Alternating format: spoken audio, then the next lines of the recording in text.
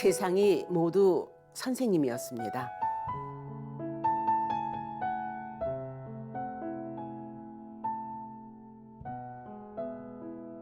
노숙자에게도 배움이 있었습니다.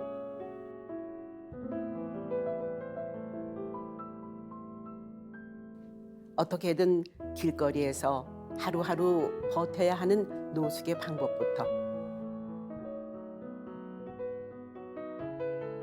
세상에 내던져진 저는 처절한 생존법을 배웠습니다. 그때마다 홀로 밤하늘의 별을 봤습니다. 그것은 더 무너지지 않게 스스로를 다독이는 위로이자 다짐이었습니다.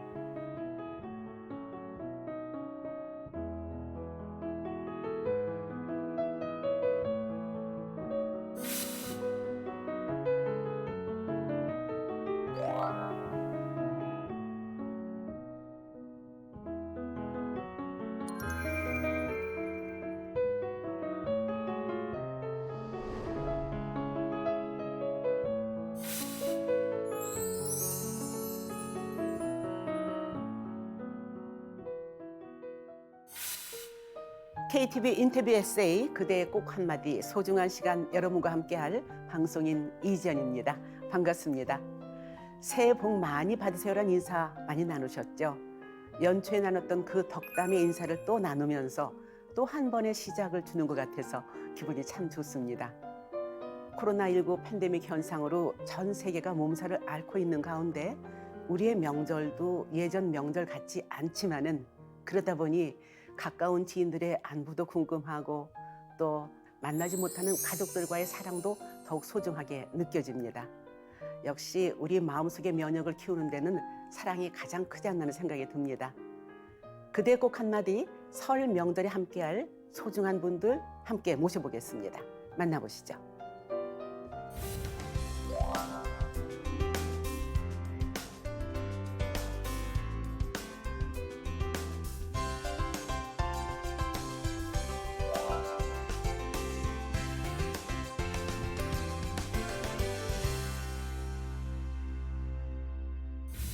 KTV 인터뷰 에세이 그대 꼭 한마디 오늘의 반가운 손님입니다. 두 분 어서 오세요. 네, 안녕하세요. 우리 시청자들에게 인사 좀 해주시겠어요? 네, 안녕하세요.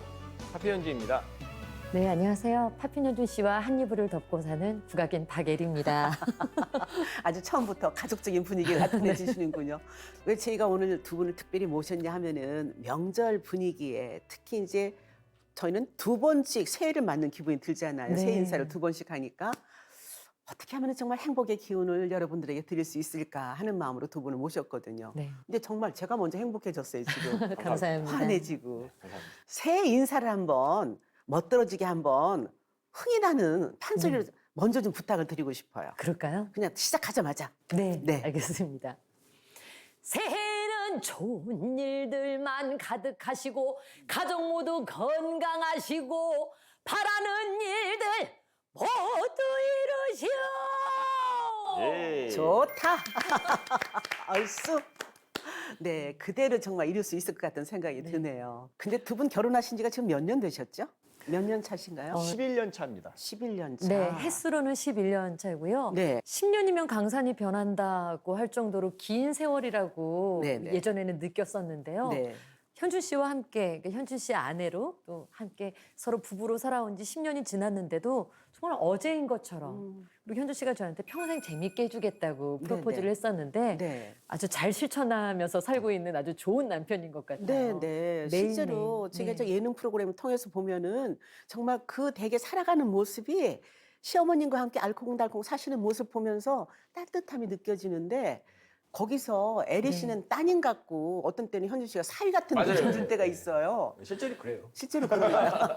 근데 그러면서 또 네. 어머니랑 함께 다 같이 웃을 수 있어서 좋은 네. 것 같아요. 어머니가 정말 며느리를 잘해주세요. 네. 그러시더라고요. 네, 그리고 맞아요. 네네. 어머니한테 아무리 박예리 씨가 잘한다고 해도 어머니도 옛날 분이니까 네. 분명히 그런 고충이 있으실 텐데도 불구하고 네. 정말 제가 사위같이 느낄 정도로 네. 예뻐하시거든요. 진심으로 예뻐하세요. 네. 그래서 제가 항상 어머니한테 정말 감사드리고 아. 네, 그리고 또 어머니한테 잘하는 우리 네. 우리 효부 박일희 네. 씨 보면서 정말 장가를 잘 갔구나 네, 네. 다시 한번 느끼면서 여기까지는 네. 여기까지는 정말 우리가 흔히 저 댁에서는 저렇게 사는구나라고 느끼지만 그런데 또 보시는 분들은 현준 씨가 지금 40이 넘었어요. 네, 너무 그런데 지금도 아직도 20대도 안 돼가 지금 보이는 데가 아, 정말요? 있거든요. 아유, 감사합니다. 네. 근데 그게 때로는 또 너무 누나 같은 어른 같은 모습으로 이렇게 지켜보는 시선을 볼 때 아, 둘이 정말 이질적인 문화 속에서 충돌하는 때는 없을까? 네.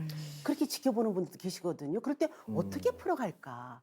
서로 굉장히 달라 보이는데 그래서 네. 많이 갈등이 있을 것 같다. 네. 뭐 또 연하 남편 같은 경우에 그래도 내가 남편이야라고 오히려 더 네. 강한 모습을 보이려는 분들도 더러 계신다고 하더라고요. 네. 근데 저희가 정말 부부 싸움을 안 해봤거든요. 근데 부부 싸움을 안 할 수 있었던 네네. 그게 아마 서로 이기려고 하지 않아서 그랬던 것 같아요. 네. 현주 씨는 아내를 이겨 먹는 남편이 가장 바보 같은 남편이다라는 생각을 가지고 사는 사람이고 네. 저 역시도 내 남편 이겨서 뭐 하나 네. 라는 생각을 가지고 살아서 돌아가신 저희 아버지께서 저희 결혼할 때 조언을 딱 한 말씀 해주셨거든요. 네.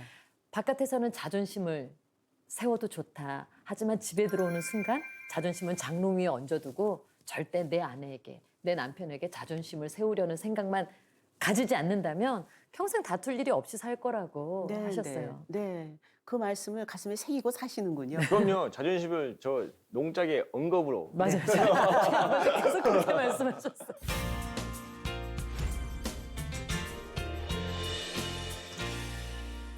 파핀 현준이라고 해서 처음에는 파핀이 뭐야라고 하는 분도 계셨어요. 그렇죠. 예, 그 많은 춤의 분들이. 장르를 잘 모르시니까. 네, 본명은 남현준 씨잖아요. 맞습니다. 네네. 그러면은 그 스트릿 댄스하고 팝핀하고 어떻게 다른 건지 그거 좀 먼저 살짝 소개해 주시겠어요? 스트릿 댄스죠. 팝핑이 스트릿 댄스 안에 들어가 있는 춤 장르 이름이고요. 장르 이름. 예, 이제 흔히들 알고 계시는 로보트 춤, 네네. 예, 그리고 웨이브 춤, 네. 그리고 마이클 잭슨이 뒤로 하는 그 문워크 스텝 같은 거 있잖아요. 네네. 근육을 통제해서 이렇게 근육을 튀겨주는 이런 춤들을 팝핑이라고 합니다. 네네. 근데 정말 춤을 보고 있으면 저절로 감탄이 나오고 그리고 정말 그 열정이 느껴져요. 아, 예. 그 열정이 고스란히 담긴 책이 지금 파핀 현주 씨가 펴내신 원앤온이라는 책인데 네네. 이 책에 춤에 대한 열정과 패기가 꽉꽉 차 있는데 한 대목을 좀 읽어볼게요. 나는 춤추는 게 너무 좋았다.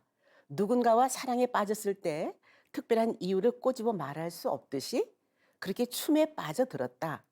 친구들과 노는 것보다 또 밥 먹는 것보다도 또 조금 과장한다면 숨 쉬는 것보다도 춤추는 게 좋았다라고 하셨어요. 네네. 네. 예, 그 어릴 때 써서 네. 조금 이렇게 오글거리는 게 있는데.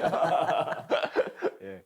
저는 지금도 그래요. 네. 지금도 그러니까 많은 친구들이 후배들이 춤을 추면 이제 그거에 대한 대가나 목표를 요즘은 굉장히 현실적으로 정하더라고요. 네네. 근데 제가 춤을 출 때만 해도 그땐 또 저도 어렸고 근데 지금도 그렇지만 저는 어떤 뭐 돈을 벌 거야. 난 춤으로 누굴 이길 거야. 이러려고 춤을 추는 게 아니라 그냥 춤을 잘 추고 싶어요. 근데 어릴 때 몸이 많이 약했었는데. 제가 갑상선 기능 저하증, 선천성 네. 예, 타고 나서 몸이 굉장히 안 좋았고 지금도 약을 먹고 있거든요. 네. 그러니까 부모님 입장에서는 아이가 너무 아프고 그러니까 금방 죽을 수도 있다고 말씀을 드렸거든요. 어릴 때. 네네. 그래서 살아만 있어라. 그래서 제가 뭘 한다 그러면 반대를 안 하셨어요. 항상 저에 대해서 호의적으로 해주셨던 게 제가 이제 춤을 추는데 굉장히 긍정적으로 많이 작용을 했고 왜냐면은 마음이 저는 되게 긍정적이거든요.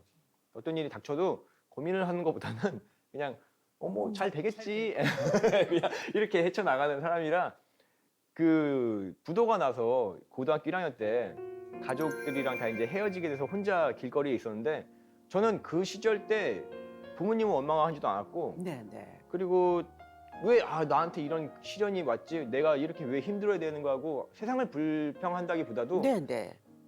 춤을 집중적으로 춰서 춤으로써 이 세상을 이겨나가 보자. 네네. 그리고 훗날 내가 지금의 이 힘든 일을 이야기할 땐 즐거운 마음으로 이야기할 수 있는 사람이 돼야겠다라는 생각으로 정말 나쁜 일을 안 하고 춤만 췄거든요. 정말 대단한 게 저도 이제 그 대목 지금 여기 책에서 읽었어요. 남들보다 이른 나이에 학업을 끝냈고 남들보다 일찍 세상 공부를 시작했다. 온 가족이 뿔뿔이 흩어져 산 지 2년. 아버지 사업이 부도가 난 뒤 나는 거리로 나와 모진 세상을 살아내야 했다라고 했는데 뿔뿔이 헤어졌는데 그때가 아주 어린 나이였잖아요. 몇 살이었죠? 17살이요. 그런데 그렇게 거리를 떠돌던 시절에도 춤을 놓지 않았고 오히려 바닥에서 춤을 우뚝 일어섰다고 했어요.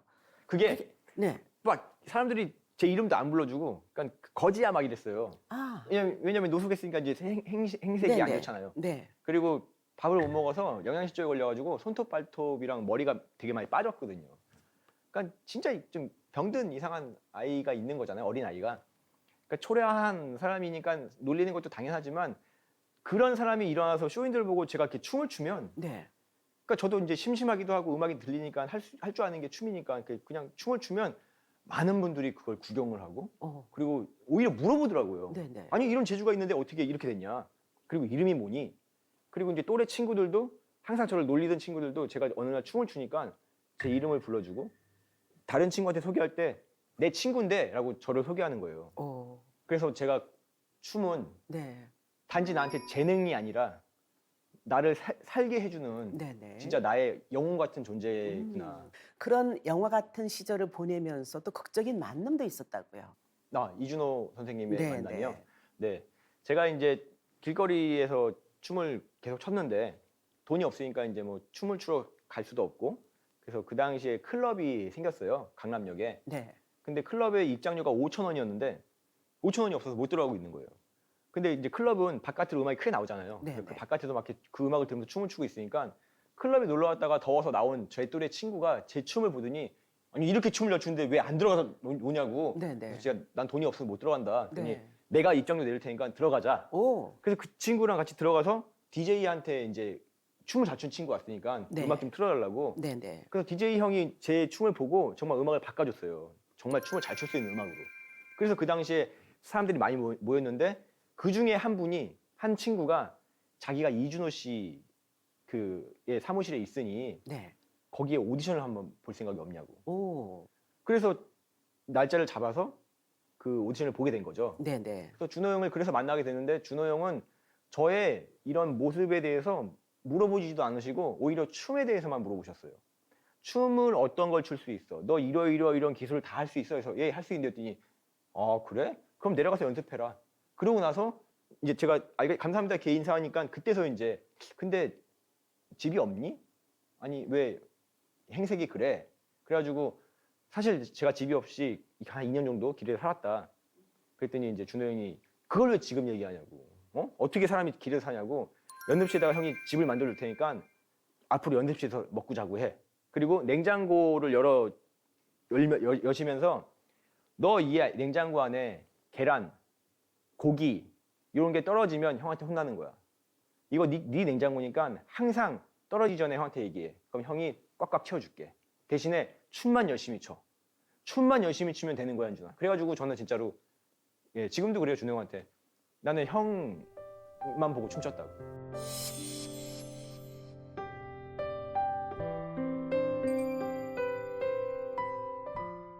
뭐 방송가에서 뭐 DJ도 오랫동안 하시고 유명한 분인데 그런 분이 그렇게 따뜻한 예. 손길을 내밀었다는 건 어쩌면 파핀 현준 씨의 그 춤, 그 예술 혼, 그 정신을 벌써 알아보신 거죠.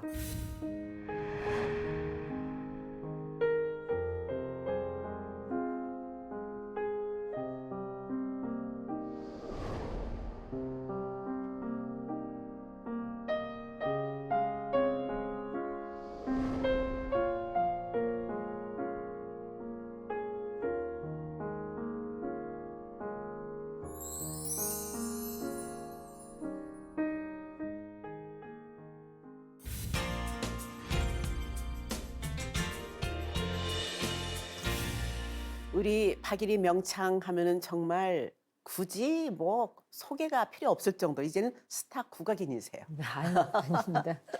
지금 몇 년 되셨죠? 제가 9살 때 소리 공부를 시작해서 올해로 36년째 소리길을 걷고 있는 것 같아요. 네, 네. 그 36년째 지난해 심청가 완창하셨죠. 네. 근데 보통 이제 국악하시는 분들, 판소리 하시는 분들은 정말 내가 꿈의 무대가 그리고 내가 완성을 했다고 느끼는 데가 이제 완창 무대잖아요. 네. 근데 춘향가도 완창 무대 가지셨다면서요? 네. 2018년에는 춘향가를 6시간에 걸쳐서 오. 완창을 하고요. 바로 지난해에는 심청가를 5시간에 걸쳐서 5시간에 네. 걸쳐서. 가끔 완창 무대를 갖겠다 그러면 네. 어디 빼고 하겠느냐 그래서 아니라고 네. 선생님께 전수받은 소리 그대로 네. 처음부터 끝까지 토시 하나 빼지 않고 하겠다고 네, 그래서 네. 마음 먹고 했는데요. 완창 무대를 가지면서 예전에 공부했던 그때 마음으로 다시 훨씬, 한번 그 네. 안에 네. 빠져드는 그런 재미가 있는 것 같아요. 네, 네. 저도 완창 무대 몇 번 가봤는데 저는 이렇게 지금도 살짝살짝 이렇게 보고 있잖아요. 네. 아니 어떻게 5시간, 6시간을 그걸 다 외워서 할 수 있냐고. 그러니까. 천재들이에요. 네, 맞아요. 무대 가보셨죠? 완창 그럼요. 무대. 근데 어떠세요? 이렇게 정말 사명감을 갖고 네. 우리의 소리를 부르실 때 그때 그 본인만이 갖고 있는 철학이 있으실 것 같아요. 네, 제가 9살 때 판소리를 제 코앞에서 처음 마주한 순간 너무 좋다. 나 이거를 정말 잘하는 사람이 되고 싶어. 오. 라고 꿈을 꿨거든요. 네. 근데 이 소리를 10년, 20년, 30년 이제 그 소리길을 걸어오는 동안 소리가 예전에는 그냥 목 잘 나오고 소리 식임새 아주 잘 구사해내고 이러면은 잘하는 거다라고 생각했었는데 아니었구나. 선생님들께서 소리는 평생 공부라고 늘 네. 말씀하셨는데 네, 네. 내가 살아가면서 느끼는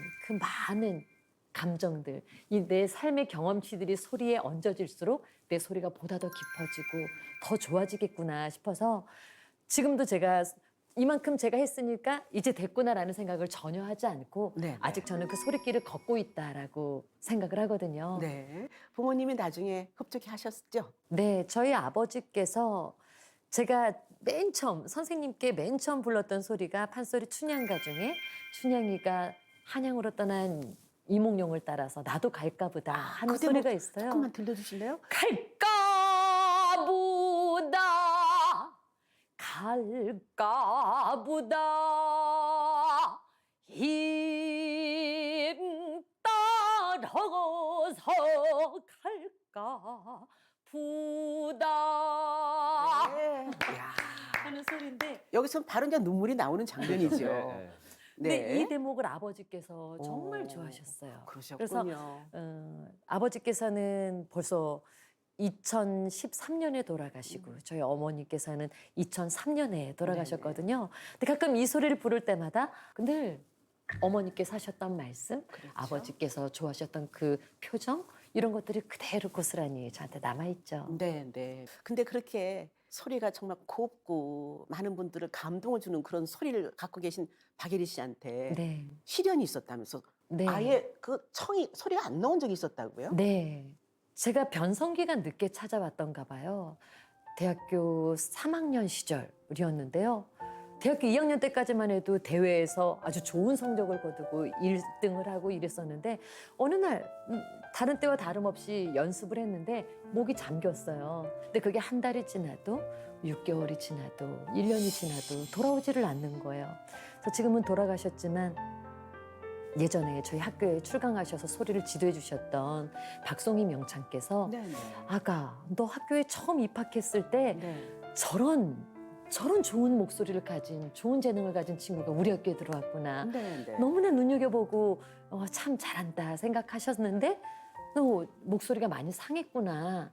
그런데 그럴 때도 있느니라. 근데 그럴 때는 막 연습을 하거나 이러는 것보다 잠깐 쉬어주는 것도 괜찮으니라 하시는 거예요. 그로부터 정말 대학교 4학년 때 졸업연수 마치고 한 달 동안 아무 말도 안 하고 몸을 쉬어주는 시간을 가졌어요. 네. 그러고 나서 국립창극단 오디션을 한 달 동안 잘 쉬었다가 오디션을 보러 갔죠. 그랬더니 정말로 거짓말처럼 아주 예전처럼 좋아지진 않았지만 정말 한결 나아진 목소리로 오디션을 보게 됐는데 그때 배우게 됐던 것 중에 하나가 소리꾼이 그 전에는 굉장히 맑고 고운 목소리만 가지고 있었거든요. 근데 소리꾼이 되어가기 위한 이 성장하기 위한 하나의 또 단계였나 보다 싶은 게 한번 목소리가 이 아픈 시기를 지나고 난 다음에는 아버지 하는 고운 목소리와 아가청아 하는 거친 목소리를 같이 얻게 된 듯 했어요. 오, 네네. 그래서 어쩌면 시련이 나한테 또 다른 선물을 가져다 주기도 하는구나. 네. 근데 그렇게 또 성장통을 겪고 나서 지금 말씀하신 것처럼 국립창극단에 입단을 하셨는데 네. 거기 가면 또 층층샤 선배분들부터 후배까지 또 많이 있잖아요. 네. 근데 늘 프리마돈나라고 생각하고 지금까지는 이렇게 본인 스스로는 나는 그래도 좀 이 정도는 참 잘하는 거라고 했지만 들어가서 보니 저 밑에 네. 조연 저 밑에는 맡기니까 네. 좀 실망도 하셨겠어요. 근데 거기서 그렇게 연습을 네. 그 주연보다 더 열심히 하다 보니까 네. 거기서 약간 눈에 가시가 되신 건 아니에요? 눈의 가시가 아니라 어른들께서 선생님들께서 굉장히 예뻐해 주셨어요. 네. 그러니까 저는 그래도 나는 목소리는 이제 막 좋아지고 있는 상황이었지만 그래도 소리는 누구보다도 열심히 했다고 자부를 했었거든요. 근데 막상 정말 그 국립창극단에 들어가고 보니 와 정말 신세계인 거예요. 네. 다 잘하시는 선생님들이고 네, 네. 거기에 비하니까 제가 그때 창극단은 신입단원 시절에 썼던 일기가 있는데요. 나는 그래도 내가 천재까지는 아니어도 둔재라고는 생각을 했었는데 그저 바닷가에 수없이 널려있는 모래알 중에 하나였던 것 같다. 내가 이렇게 보잘것없는 존재였구나 라는 생각을 했거든요. 그러다 보니까 뭐 23살에 입단을 해서 사회인이 됐으니 얼마나 좋아요. 네, 네. 쇼핑도 하고 싶어하는 친구들, 네. 뭐 맥주 한 잔 마시면서 낭만을 즐기고 싶어하는 친구들이 있었어요. 근데 에리야, 우리 여기 가자. 우리 여기 한번 가보자. 그러는데 이 마음속에 나는 더 해보고 싶은 일들이 많은데 내가 너무 보잘것없으니까 연습을 해야 되겠는 네, 거예요. 네. 그래서 그냥 아니야, 나는 연습할래. 그래서 국립극장 연습실에서 계속 연습을 하고 있다 보니까 가끔 선생님들께서 피치 못할 사정으로 에리야 미안한데 나 대신 공연 좀 가줄 수 있니? 네 선생님. 그래서 제가 대타의 여왕이라는 별명이 있을 정도로 네, 네. 가끔 출근을 못 하시는 선생님이 계시면 선생님 대신 선생님의 역할을 제가 대본을 읽기도 하고 오, 네. 그러다 보니까 언젠가부터는 아니야. 언젠가 내가 할 수도 있는 역할이 될 수 있으니 그때부터는 선생님들 하시는 걸 계속 보고 있다가 그 노래들을 다 외는 거예요. 아, 대사도 다 외고 그래서 대타의 여왕답게 대신 그 연습도 하고 네, 네. 그러다가 정말 꿈과 같은 기회가 찾아왔죠. 네, 네.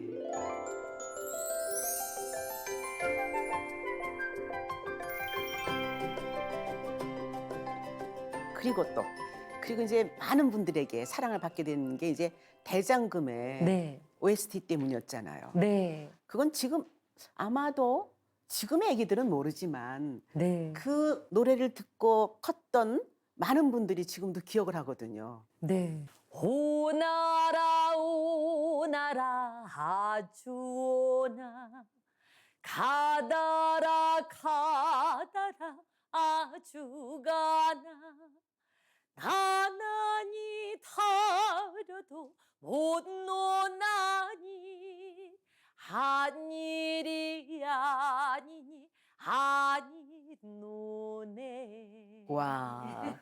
그 떠오르는 분들 많이 계실 것 같아요. 네. 그 뭐 드라마 인기가 대단했으니까. 그러니까 네. 뭐 중국까지도 난리가 나서 그렇죠. 네. 이영애 씨만큼이나 인기가 있었어요. 그 당시에. 그 다음에 또 쑥대머리 가요도 네. 국악가요도 대중화에 정말 큰 기여를 했죠. 네, 굉장히 많은 분들이 이 쑥대머리라는 국악가요를 통해서 와, 우리 소리가 이렇게 좋은 거였구나. 네. 이 국악가요가 이렇게 좋은데 그 근간이 되는 그 바탕이 되는 원형 컨텐츠인 판소리는 얼마나 좋을까. 네. 이 판소리로 많은 분들의 마음을 이렇게 사로잡게 해준 아주 든든한 가교 역할을 해준 것 같아요. 네. 그래서 쑥대머리를 좋아하시는 분들은 한 번만 듣게 되질 않는다고 하더라고요. 네. 참 뭐 길지 않은 시간이지만 이 두 분 얘기 나누시는 모습 보면서 저는 제가 마치 제 딸하고 사이 같은 느낌? 죄송해요. 아니 정말 한 가족 같은 그런 느낌이 들어서 이 두 사람이 이루어가는 한 가정의 사랑이 여러분에게도 잘 전해졌으면 좋겠다는 그런 생각이 들었습니다. KTV 인터뷰에서의 그래 꼭 한마디 또 다른 모습으로 또 인터뷰를 해보겠습니다.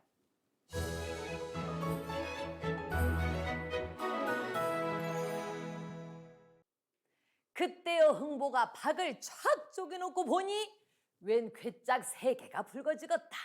한 개를 슬그머니 헐고 보니 쌀이 소포. 또 한 개를 열고 보니 돈이 하나 가득. 마지막 한계를 슬그머니 열고 보니 파핀 현준이 나왔겠다. 이 돈과 쌀은 평생을 꺼내 먹고 써도 줄지 않는다 허여놓으니 파핀 현준과 함께 이 괴 두 짝을 한번 떨어 비워내 보는데 흥보가 좋으라고 괴 두 짝을 떨어 붓고 나면 도로 서부 툭툭 털고 돌아섰다 돌아보면 도로 하나가 뜨고 돌아섰다 돌아보면 돈도 도로 하나 쌀도 도로 하나가 뜨고 보내고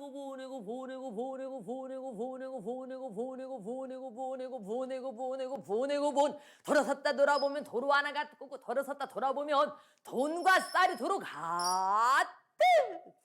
아이고 좋아 죽겠네.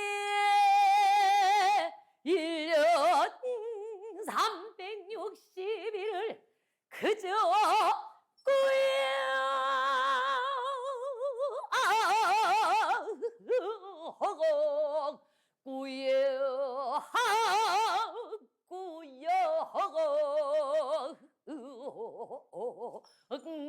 나와서 KTV 그대 꼭 한마디 시청자 여러분들께 골고루 다 나눠드려서 우리 여러분들 모두 부자 되게 해주시오.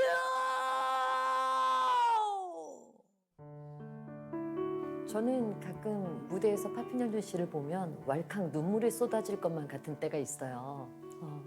왜 그런가 하고 생각을 해봤더니 이 노랫말들이, 노래 선율들이 현준 씨 몸에 스며서 다시 한번 그대로 발현이 되는데 이 선율보다 더 슬픈 어떤 그 한의 정서, 그런 감흥 이런 것들이 이 사람으로부터 이렇게 배어 나오는 것 같아요. 그래서 그냥 혼자 노래를 부를 때보다도 현준 씨와 함께 무대에 서서 현준 씨의 춤 사위를 봤을 때 저는 좀 울컥해지는 때가 많아요. 박예리 씨가 하고 있는 예술적 분야와 제가 하고 있는 예술적 분야가 다를 수가 없어요. 특히 전통이 갖고 있는 건 힙합 문화와 너무나 많은 게 닮았어요. 어차피 힙합도 흑인들이 만들었었던 노예 생활에 대한 애환도 있고 서름도 있거든요. 우리 서민들이 갖고 있었던, 예전부터 갖고 있었던 애환과 서름을 노래로 또 흥으로, 한으로 표현하듯이 흑인도 똑같아요. 그러니까 그런 예전 문화의 한 분야이기 때문에 굉장히 많은 게 닮아 있고 저희가 아마 부부로서 인연을 맺어서 앞으로 계속해서 무대에 설 때마다 새로운 게 나오겠죠. 어떤 공연을 준비하시는 분들 보면 회의 시간을 잡고 미팅을 하면서 아이디어를 낼 거 아니에요? 근데 현준 씨랑 저는 일상에서 그 아이디어들이 끊임없이 쏟아져 나오는 것 같아요. 그렇게 자꾸 실험적인 거지만 저희가 도전을 함으로써 새로운 게 계속 탄생하고 있는 것 같아요. 그래가지고 저는 감히 이거는 말씀드릴 수 있어요. 저희 부부의 이 공연의 모습들은 기대하셔도 좋겠다라는 말씀을 드리겠습니다. 열심히 춤추겠습니다.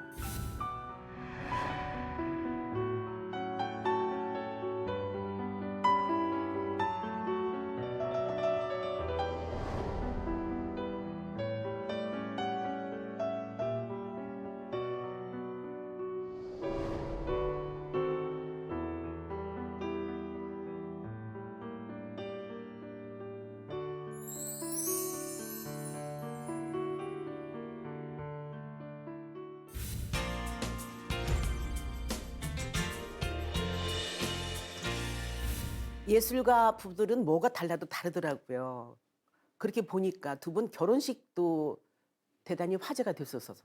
네, 네. 맞습니다. 저희는 결혼식의 청첩장 대신에 포스터를 찍었거든요. 포스터. 네, 공연 포스터를. 네. 그래서 그와 그녀의 이야기라는 테마로 그 국립극장의 다로름 극장을 빌렸습니다. 빌려서 근데 결혼식으로는 빌릴 수가 없대요. 무조건 공연을 해야 된다. 네, 그래서 공연 안에 결혼식이 있는 장면을 넣어가지고 네. 그와 그녀가 만나서 결혼을 하는 공연을 만들고 자연스럽게 하객 중에 선생님을 모셔가지고 주례를 직접 또 보시게 하시고 그렇게 해서 공연을 만들었는데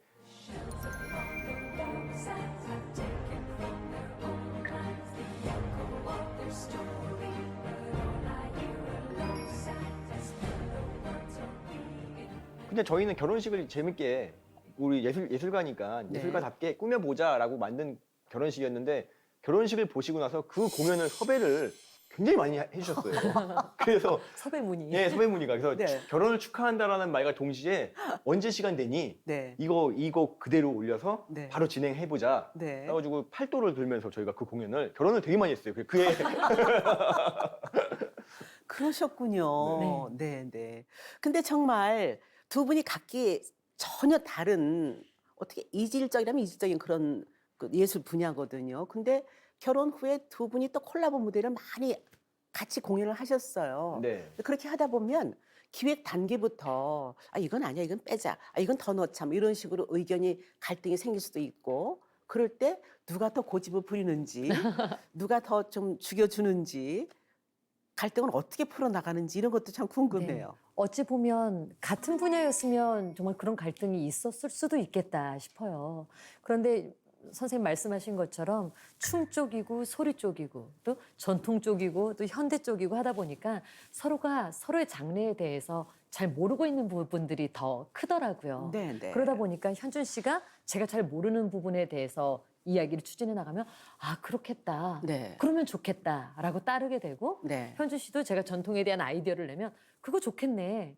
라고 그러니까 그 다른 점들을 인정하고 내가 더 이렇게 돋보이려고 하는 것보다 이 상대방을 더 이렇게 참 돋보이게끔 하려고 하다 보니까 오히려 부딪히는 것보다 재미난 생각들이 더해져서 아, 네, 또 다른 네. 무언가가 생겨나더라고요. 네, 네.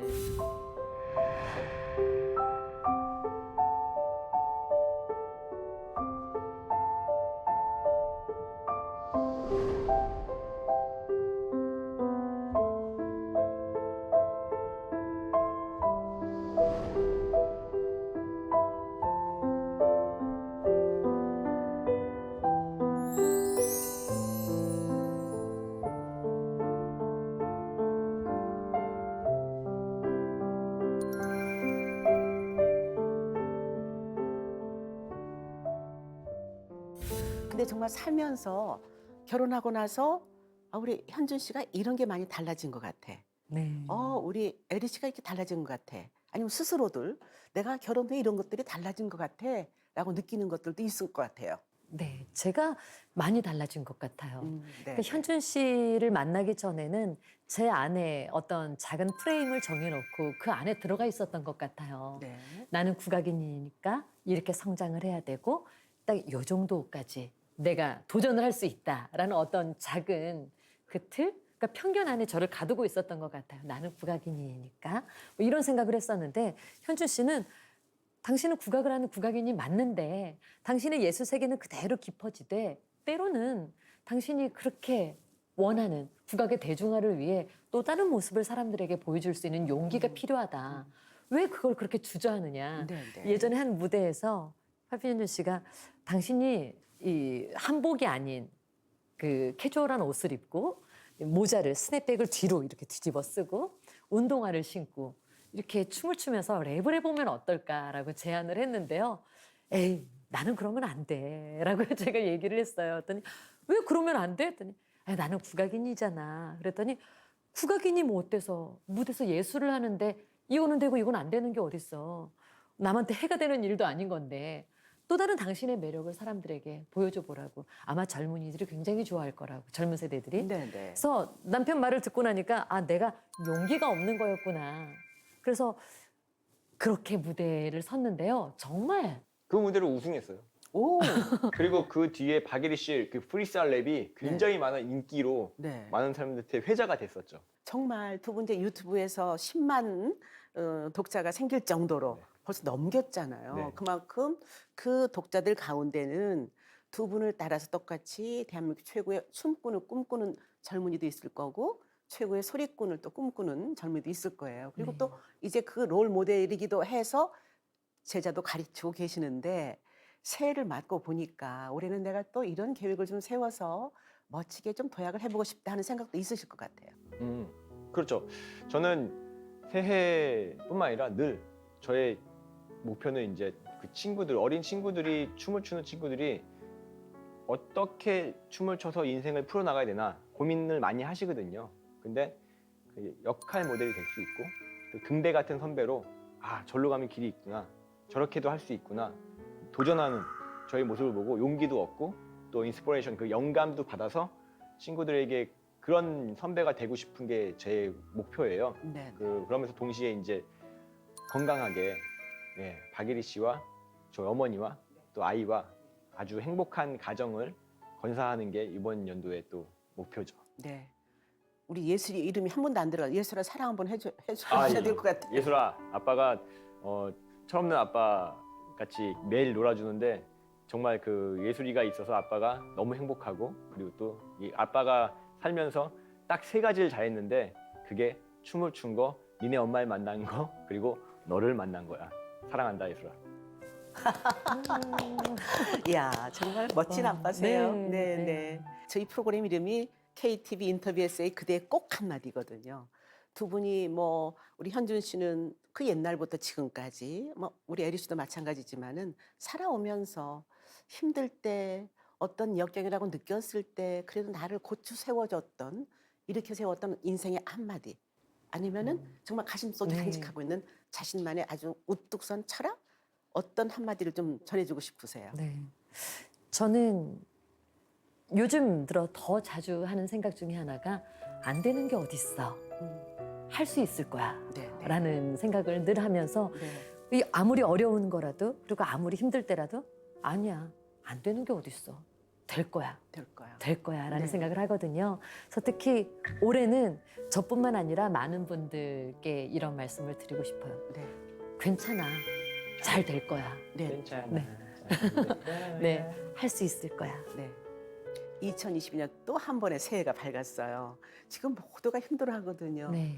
이 힘들어하시는 국민들에게 힘을 내세요 하는 덕담에 판소리 한 장 좀 짧게 해주시겠어요? 요즘 장안의 화제가 되고 있는 곡 중에 네. 범 내려온다라는 곡이 아. 많은 사랑을 받고 네, 있잖아요. 네. 그래서 제가 여러분들께 이 범이 내려온다가 아니라 네. 복이 내려온다라고 네. 기운을 한번 보내드려 볼게요. 네, 네. 복 내려온다. 복이 내려온다. 여러분들 가정에 건강복, 행운복, 온갖 복이 내려온다. 얼씨구. 네, 정말 우리 국민에게는 정말 신명 흥이 있다는 게 우리 박예리 씨의 또 소리를 들으면서 다시 한번 느꼈는데, 이 에너지를 정말 여러분들에게 다 안겨드리면서 올해 힘든 일 자신이 한번 헤쳐나가겠다는 그런 용기를 가지시면 좋겠다는 또 생각이 들었습니다. 오늘 두 분 아주 행복한 시간이었습니다. 저에게 좋은 에너지 많이 주셨어요. 대단히 감사합니다. 감사합니다.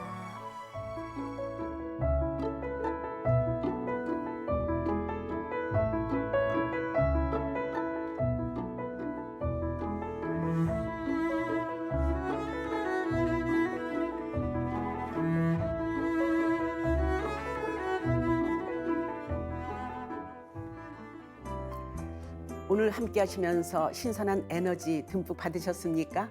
이 기운 연말까지 쭉 이어가실 수 있도록 저희가 응원을 해드리겠습니다.